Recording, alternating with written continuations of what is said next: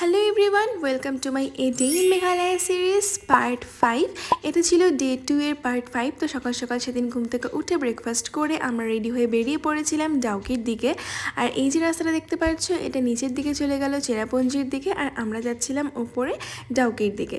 যাই হোক, তো ডাউকি যাওয়ার রাস্তাটা ছিল একটু খারাপ, তার জন্য এখানে জ্যাম লেগেছিল বলে আমরা এখানে একটু দাঁড়িয়েছিলাম। তো এখানে সামান্য কিছুক্ষণ ওয়েট করার পরেই জ্যামটা ছেড়ে যায়, তারপরে আমরা সোজা চলে যাই ডাউকির দিকে।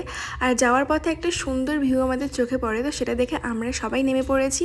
আর দেখো পাহাড়টা কি সুন্দর লাগছে দেখতে। এখানে সবাই আমরা ফটো ভিডিও তুলছিলাম, তারপর সোজা চলে গেলাম একদম ডাউকিতে।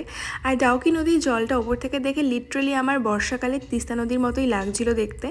এনিওয়েজ, তো এখানে মা কাকিমণি হাই করছে। তো এরপরে আমাদের বোটিংয়ের জন্য টিকিট কাটা হয়ে গেছিলো। আমরা যেহেতু ছিলাম 8জন মেম্বার, তাই আমাদের 3টে বোট নিতে হয়েছিল। আর নদীর ওপারে যে দেখতে পাচ্ছ ছোটো ছোটো তাঁবু, সেটা ছিল বাংলাদেশ। বেসিক্যালি এটা বাংলাদেশ আর ইন্ডিয়া বর্ডার। তো বোটে করে অ্যাকচুয়ালি ইন্ডিয়ার পাশটাই ঘোরানো হয়, বাংলাদেশের উপরে যেতে দেওয়া হয় না। এখানে আমি, ভাই আর বোন উঠেছিলাম একটা বোটে, আর পাশের বোটটাও ছিল আমাদের। আর আমার মা বাবা উঠেছিল একটা আলাদা বোটে।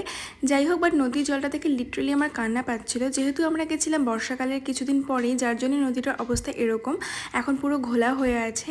এই নদীর জলই ক্রিস্টাল ক্লিয়ার তোমরা পাবে নভেম্বর জানুয়ারি এরকম টাইমে, বাট আমার এক্সপেকটেশন যা ছিল সেটা একদমই ফুলফিল হলো না। যাই হোক, বাট মন খারাপ করে আর লাভ নেই, এই ভিউটাকেই এনজয় করছিলাম আর অনেক ফটো ভিডিও তুলেছি। তো যাই হোক, এরপরে কোথায় গেলাম দেখতে হলে ফলো করতে হবে part 5। So stay tune for part 5।